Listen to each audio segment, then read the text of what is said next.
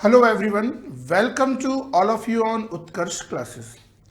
दोस्तों, आज मैं आपसे एक बहुत ही इंपॉर्टेंट चीज डिस्कस करने वाला हूं और वो है हमारे आरपीएससी आरएएस की स्ट्रेटजी। क्योंकि दोस्तों, हो सकता है कि कई बच्चे बहुत ज़्यादा मेहनती हों, परंतु अगर उनकी स्ट्रेटजी सही नहीं है तो उन्हें अपना लक्ष्य प्राप्त करने में या तो बहुत ज़्यादा समय लगेगा या फिर जो वो इच्छित पद चाहते हैं वो उन्हें प्राप्त नहीं हो पाता है।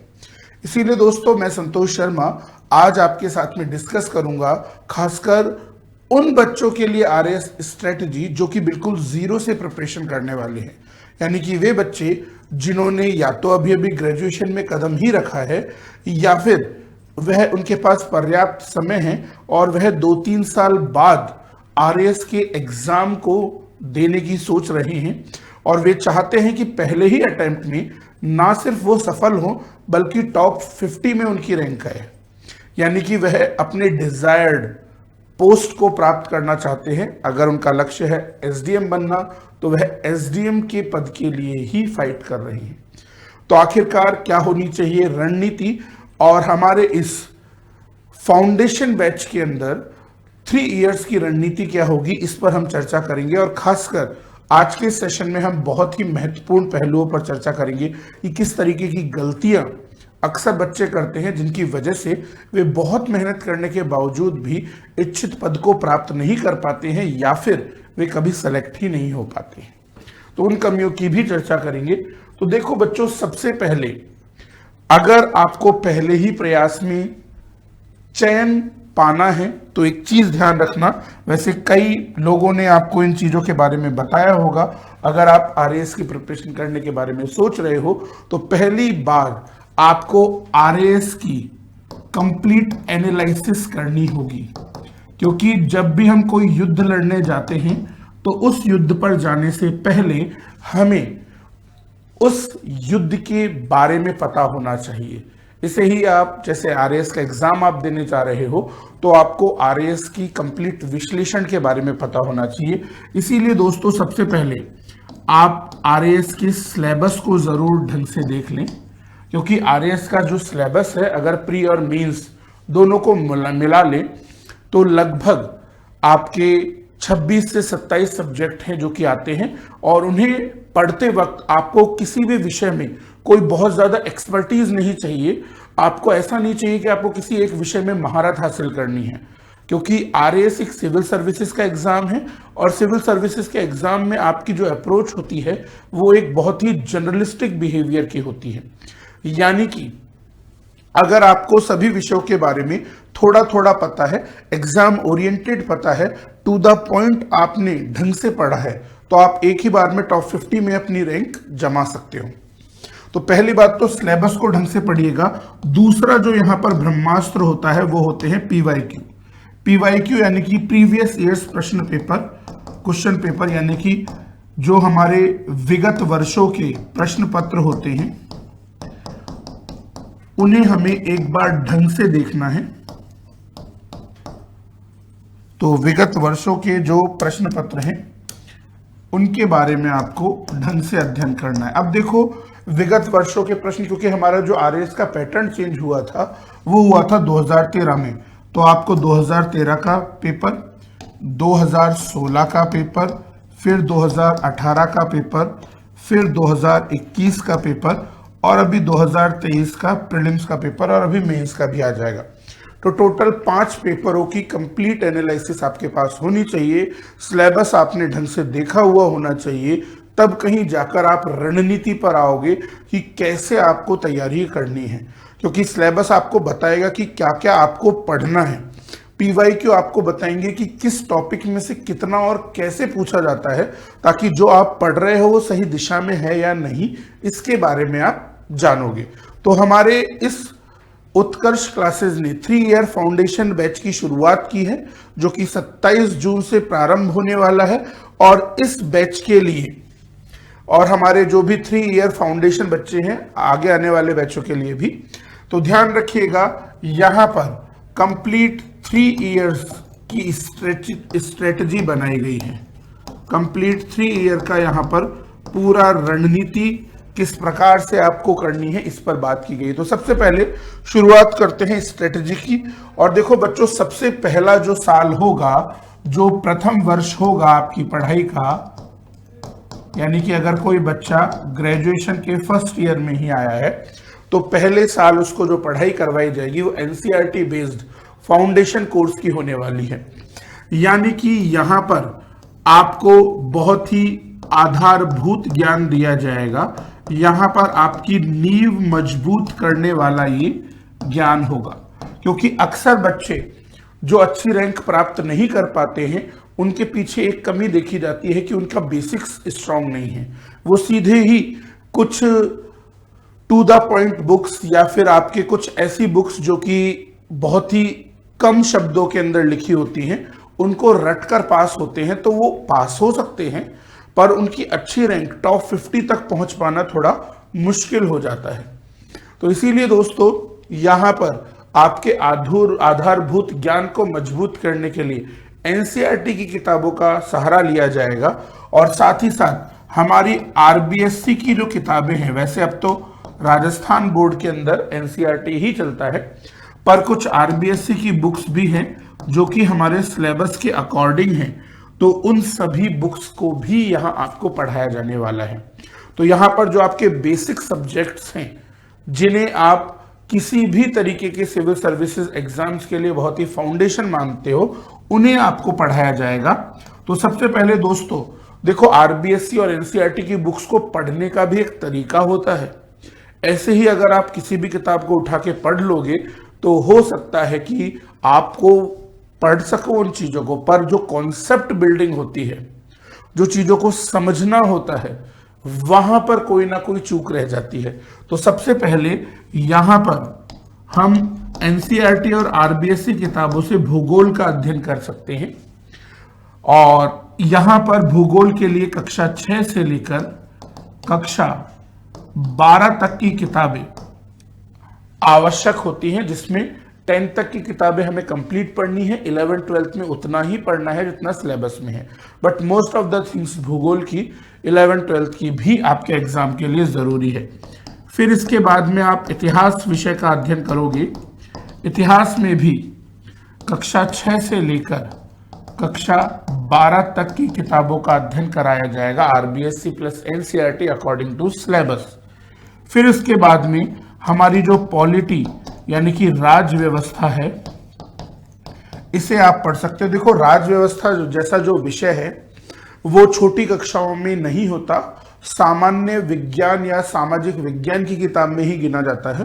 तो यहाँ पर राज्य व्यवस्था आपको कक्षा 9 से लेकर कक्षा 12 तक की अध्ययन करनी होगी। फिर उसके बाद में दोस्तों हम बात करेंगे विज्ञान की। हमारे सिलेबस में जो विज्ञान है वह मुख्यतः कक्षा 6 से लेकर कक्षा 10 तक का विज्ञान दिया गया है, जिसके अंदर आप फिजिक्स, केमिस्ट्री, बायोलॉजी की कुछ बेसिक चीजें देखोगे। और यहीं पर 11th 12th की फिजिक्स के कुछ छोटे मोटे अंश हैं वो हमें पढ़ने होंगे, पर मुख्यतः कक्षा 6 से लेकर कक्षा 10 तक का विज्ञान सफिशिएंट रहेगा। इसके बाद में दोस्तों अर्थशास्त्र यानी कि इकोनॉमिक्स।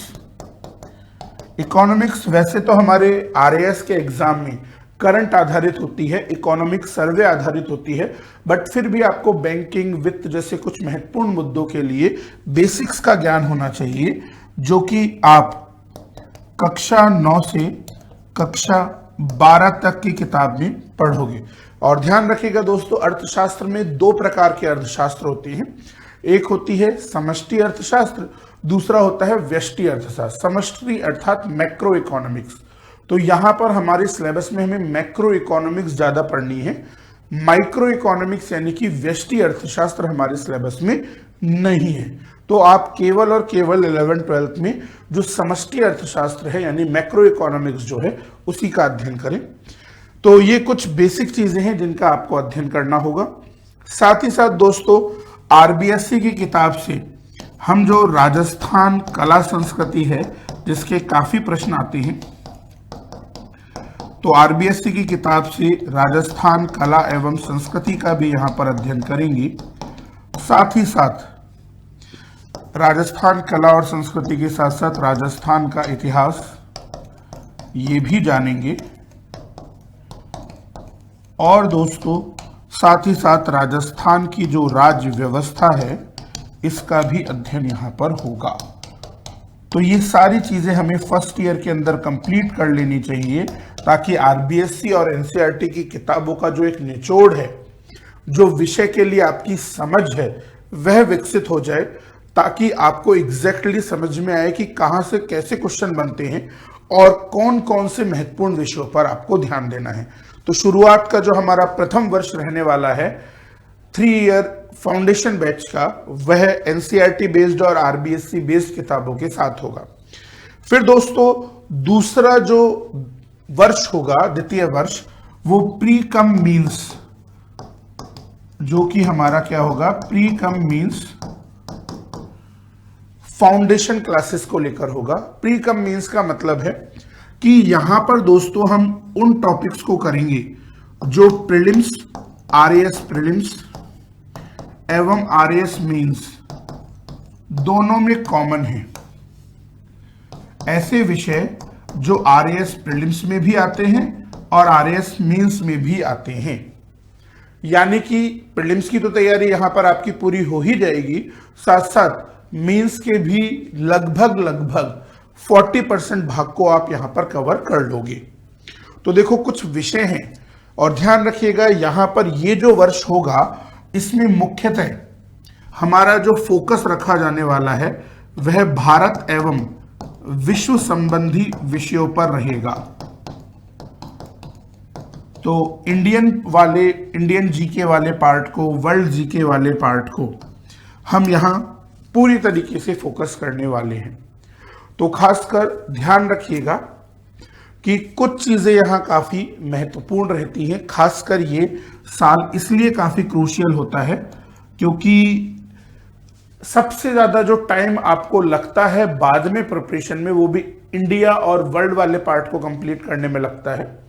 तो यहां पर हमें कुछ स्टैंडर्ड बुक्स और उत्कर्ष के नोट्स की सहायता से भारतीय भूगोल को हम पढ़ेंगे। भारत का भूगोल प्री और मेंस की दृष्टि से। यहां पर हम पढ़ेंगे विश्व का भूगोल, विश्व का भूगोल। यहां पर दोस्तों हम पढ़ने वाले हैं भारत का इतिहास,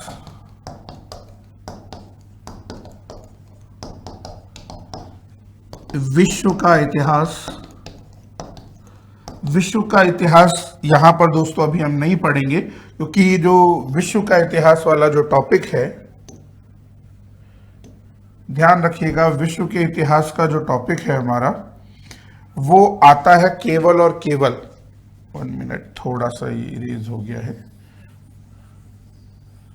अरे जैसे मिटा रहे हैं शब्द दिख रहे हैं।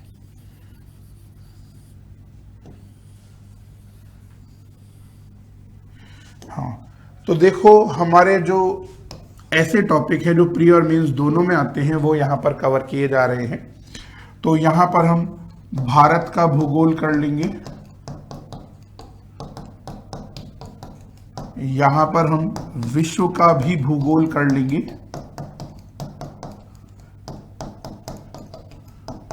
यहाँ पर हम भारतीय इतिहास की बात करेंगे,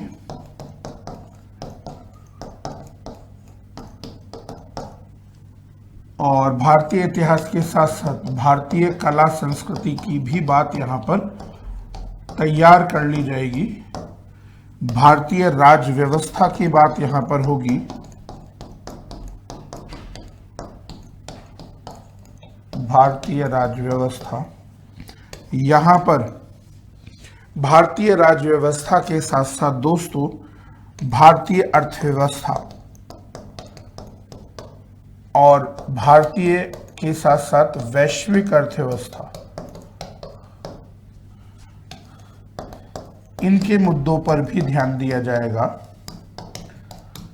साथ ही साथ यहां पर अब कुछ ऐसे टॉपिक है जो कि प्रीलिम्स और मेंस दोनों में आते हैं। विज्ञान के बेसिक विज्ञान आप कर चुके हो, तो यहां पर विज्ञान प्रौद्योगिकी, सामान्य विज्ञान एवं प्रौद्योगिकी, जो कि प्रीलिम्स में काफी ज्यादा महत्वपूर्ण है, जिसमें हम बायोलॉजी, फिजिक्स, केमिस्ट्री और टेक्नोलॉजी पढ़ेंगे। ये सारे टॉपिक आपके द्वितीय वर्ष में करवाए जाएंगे, यानी कि आपकी लगभग यहाँ पर 40% से 50% तैयारी मेंस की पूरी हो जाने वाली है और प्रीलिम्स की तैयारी कंप्लीट हो जाएगी। और आपके साथ साथ में काफी टेस्ट भी यहाँ पर किए जाएंगे। टेस्ट हमारे एनसीईआरटी बेस्ड वाले सेशन में भी होंगे, पहले साल में भी और इस समय भी करवाए जाएंगे। तो ये सारी चीजें यहां पर होंगी। फिर दोस्तों, जो तीसरा वर्ष होगा, तृतीय वर्ष, वो होता है रैंक लाने के लिए, जिसे भी टॉप 50 के अंदर आना है। उसके लिए तीसरा साल सबसे ज्यादा महत्वपूर्ण माना जाता है, क्योंकि यहां पे आपको आंसर राइटिंग पर सबसे ज्यादा फोकस करना है और राजस्थान के जीके पर हमें बहुत फोकस करना है, क्योंकि राजस्थान के जीके के अंदर अब जो क्वेश्चन है वो बहुत डीप पूछे जा रहे हैं और राजस्थान के जीके पर अगर आपकी अच्छी पकड़ नहीं है तो फिर समस्या हो सकती है। इसीलिए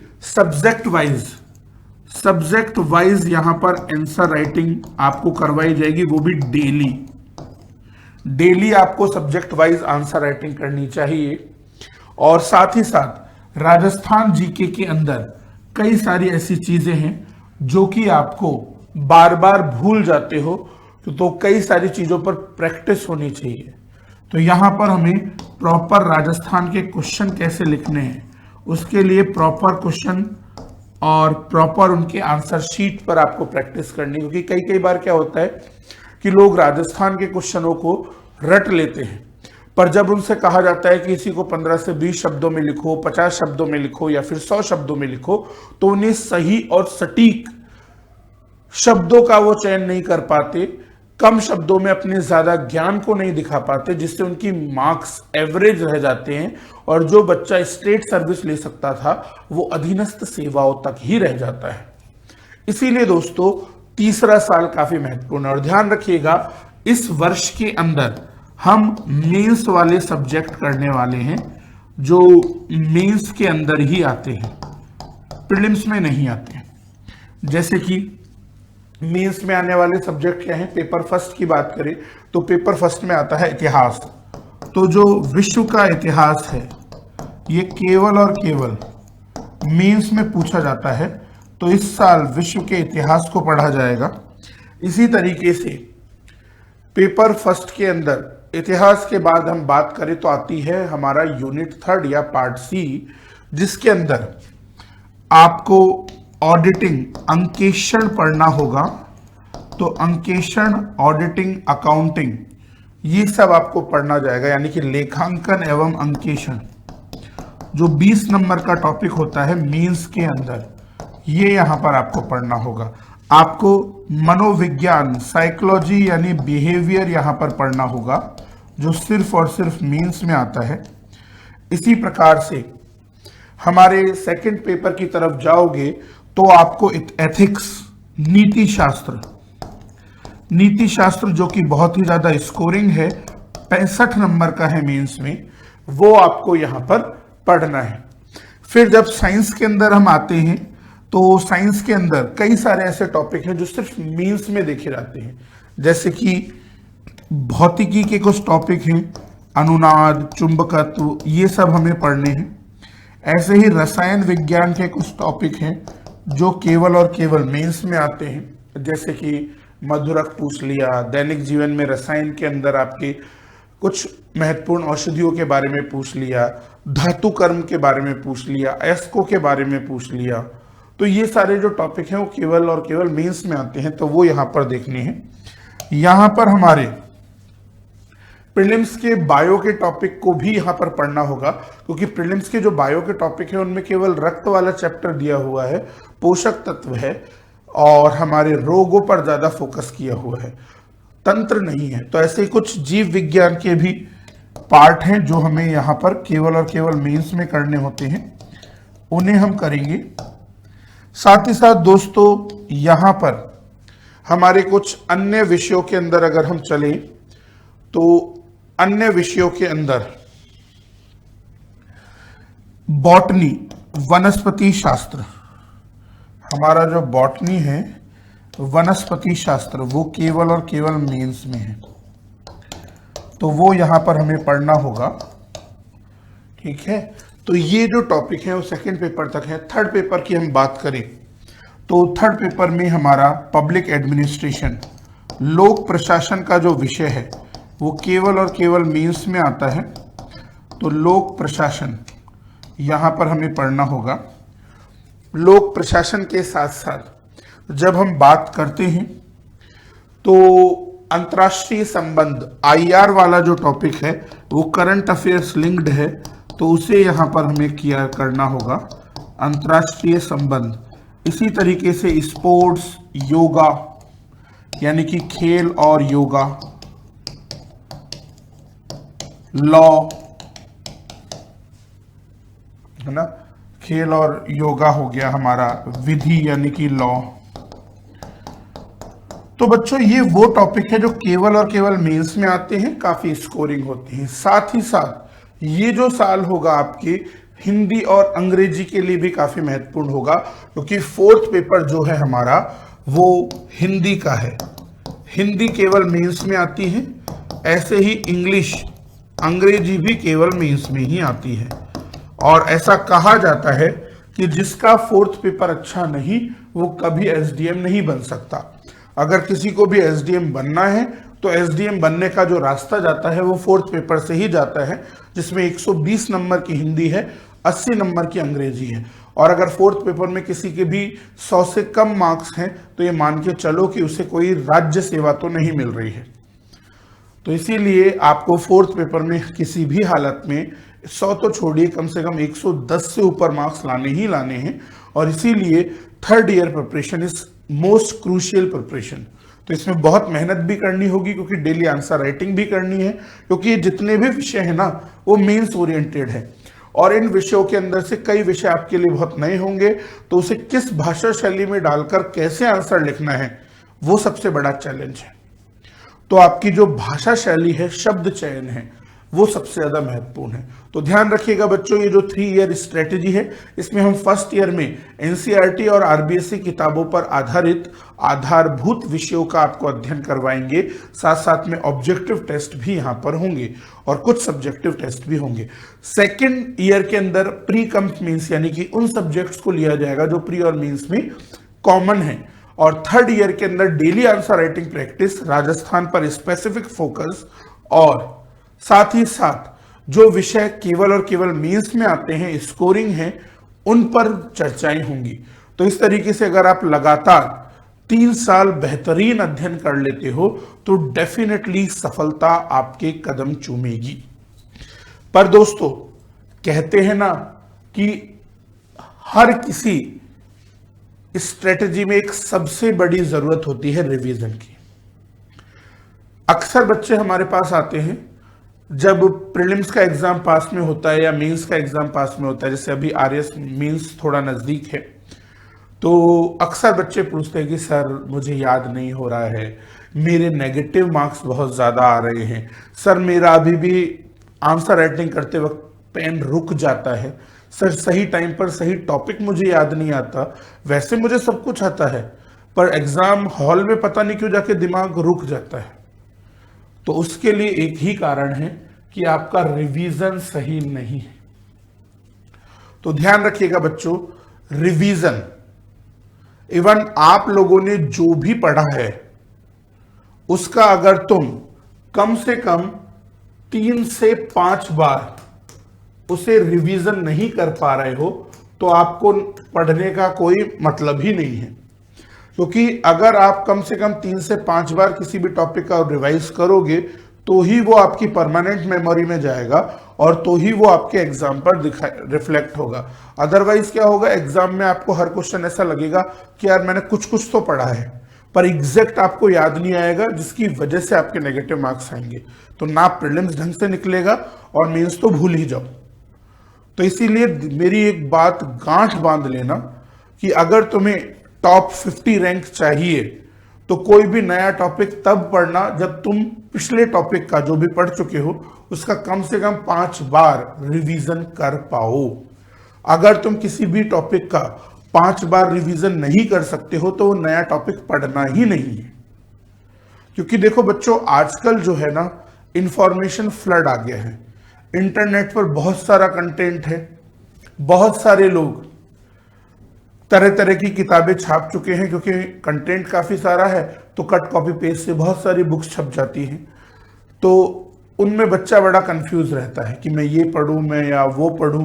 कभी कभार वो क्या करता है, मैक्सिमम बच्चे जो फेल होते हैं ना सिविल सर्विसेज में, उनका एक ही सबसे बड़ा कारण है कि वो नए कंटेंट को बार बार पढ़ना चाहते हैं, पुराने कंटेंट को ढंग से नहीं रिवाइज करते हैं।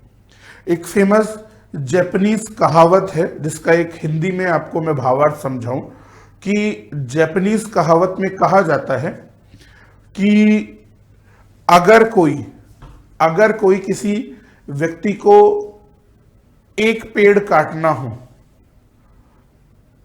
तो एक व्यक्ति तो क्या करता है, सीधे कुल्हाड़ी उठाता है और दमादम उसको काटने लग जाता है, और उस एक पेड़ को काटने में मान लो वो 1 घंटा लगा लेता है। पर जो समझदार व्यक्ति होता है वो क्या करता है, उस 1 घंटे में से कम आधा घंटा या उससे ज्यादा सिर्फ कुल्हाड़ी को धार देता है, और फिर उसके बाद जब कुल्हाड़ी पैनी हो जाती है तो एक वार में काट देता है। यानी कि लगभग 40-45 मिनट में वो पेड़ काट देता है, जबकि अगला 1 घंटे में काटता है। कारण क्या है? क्योंकि उसने क्या किया, कुल्हाड़ी यानी अपने अस्त्रों को ढंग से तराशा है। तो सेम वैसे ही आप लोग जो पढ़ रहे हो ना, उसको अगर तुमने 5 बार रिवाइज नहीं किया है तो तुमने जो पढ़ा है उसका कोई मतलब नहीं है। वो सिर्फ कंफ्यूजन पैदा करेगा और नेगेटिव मार्क्स लेकर आएगा। और फिर जब प्रीलिम्स के टाइम पर या मेंस के टाइम पर आप हमारे पास आकर प्रश्न पूछोगे कि सर मेरे नेगेटिव ज्यादा हो रहे हैं, मुझे कुछ याद नहीं रह रहा है, तो फिर हम कुछ नहीं कर सकते, क्योंकि आपने रिवीजन किया नहीं, हमारी बात मानी नहीं।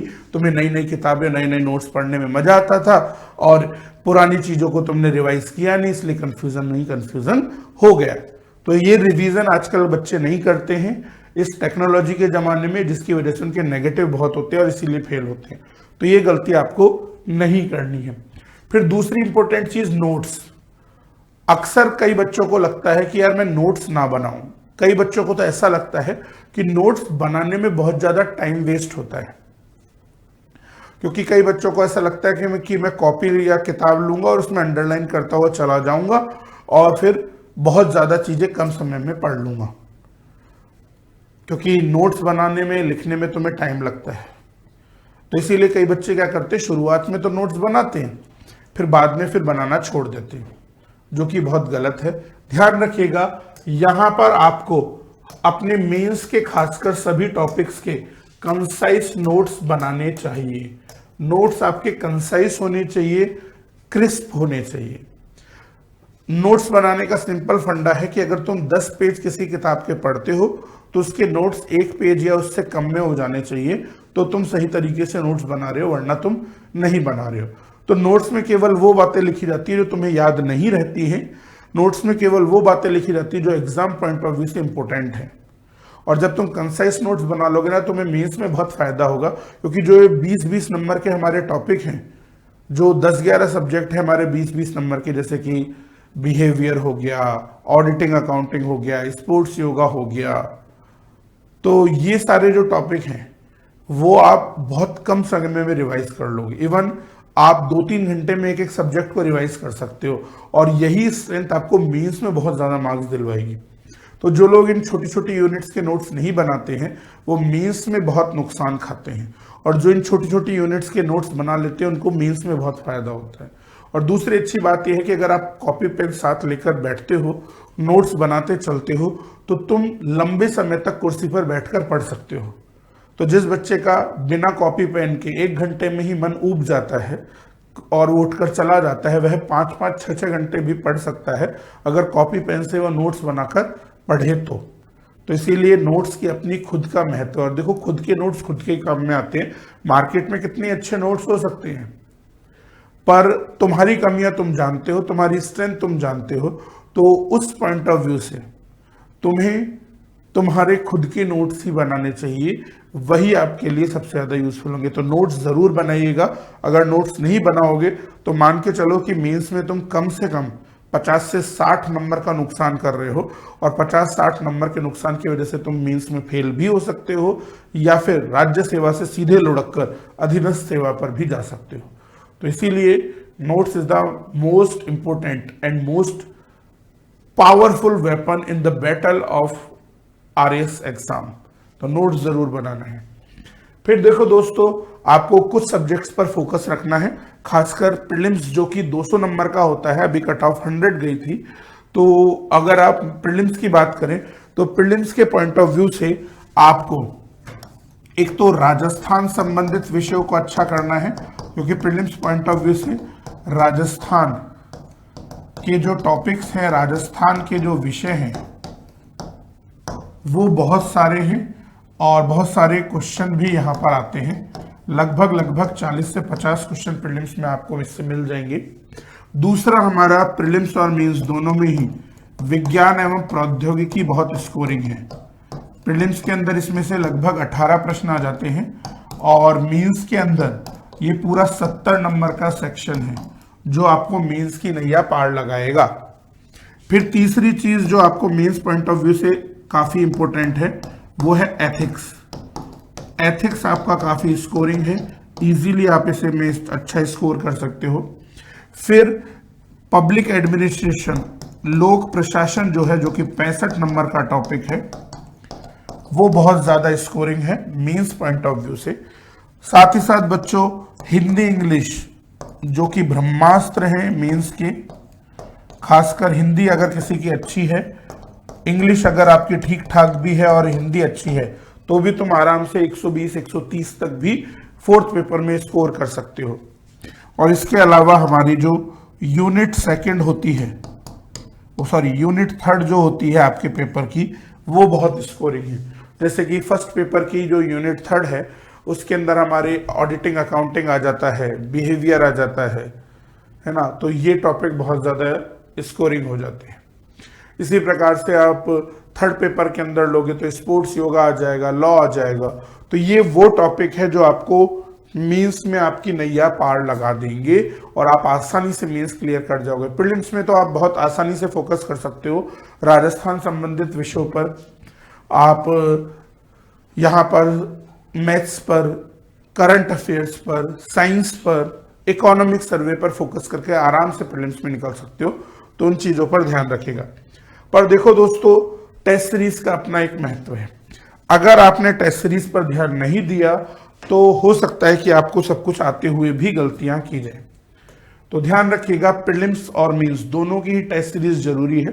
खासकर प्रीलिम्स का जब आप टेस्ट देने जाते हो तो कम से कम आपको 5 से लेकर 6 फुल टेस्ट जरूर देने हैं।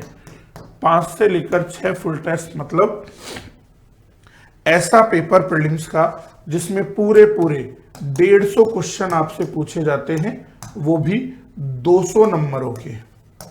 तो उसमें आपका रियल परफॉर्मेंस क्या है वो आपको पता होना चाहिए। प्रीलिम्स के स्ट्रेस को कैसे मैनेज करना है ये आपका क्लियर होना चाहिए, तब कहीं जाकर आप रियली में जितना जानते हो एग्जाम में दे पाओगे। और मेंस की बात की जाए तो मेंस के अंदर हमारे 4 पेपर हैं। 4 पेपर जो हैं हमारे, उन चारों पेपर के कम से कम 4 फुल लेंथ पेपर आपको देने हैं। तो जो 4 प्रश्न पत्र हैं, इसमें आपको चारों के चारों पेपरों के फुल लेंथ पेपर देने, जैसे कि जनरल स्टडीज पेपर 1, इसके 4 full length paper, full test FLT जिनको बोलते हैं। GS पेपर 2 के 4 फुल टेस्ट, और GS पेपर 3 के भी 4 फुल टेस्ट, और GS पेपर 4 के भी 4 फुल टेस्ट। ये सब चीजें आपको देकर जानी है। और ध्यान रखिएगा, कुछ फुल टेस्ट आप बिल्कुल उत्कर्ष क्लासेस के ऑफलाइन सेंटर पर आकर दे सकते हो। बाकी कुछ फुल टेस्ट आपको घर पर भी शांति से कोई भी प्रिंट आउट निकाल कर फुल टेस्ट का फिर खुद प्रैक्टिस कर कर भी देखना चाहिए, ताकि जब आप यहाँ पर फुल टेस्ट देने जाओ तो टाइम को कैसे मैनेज करना है वो आपको आता हो।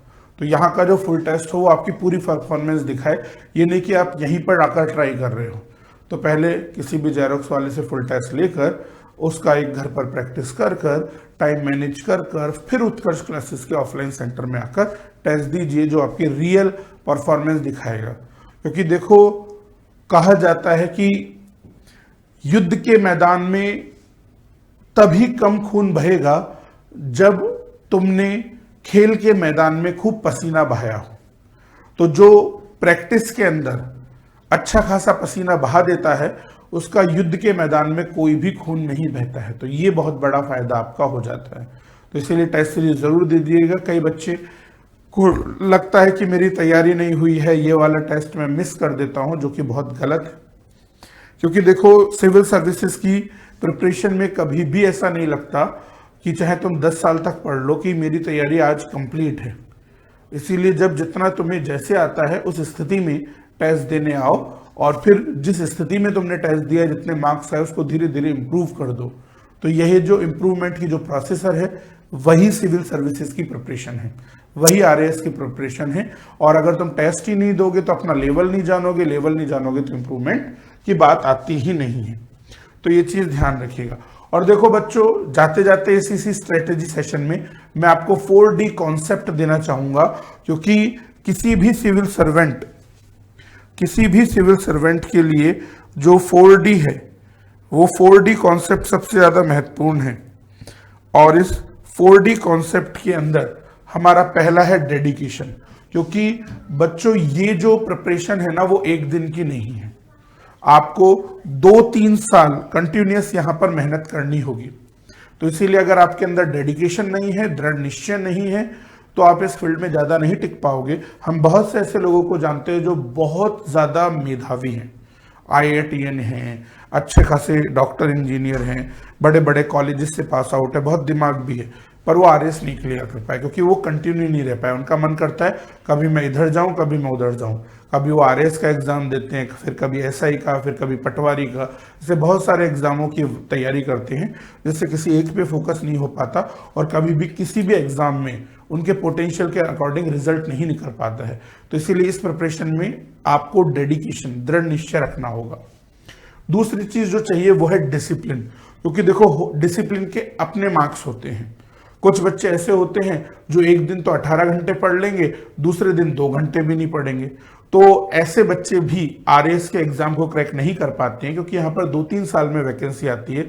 पर जो बिना वैकेंसी आए भी लगातार 2 से 3 साल हर दिन अगर 5-6 घंटे भी पढ़ता है तो वो आसानी से टॉप 50 में आ जाता है। पर एक बच्चा जो कुछ दिन तो बहुत ज्यादा पढ़ेगा, जैसे अक्सर बच्चे क्या करते हैं, कोचिंग जब ज्वाइन करते हैं तो बहुत ज्यादा पढ़ाई करते हैं कुछ 1-2 महीने, और फिर उसके बाद में धीरे धीरे वो स्लो हो जाते हैं। तो ये चीज आपको नहीं करनी है। आपको एक अनुशासन में रहना है और निरंतरता के साथ आपको पढ़ाई करते आगे बढ़ना है।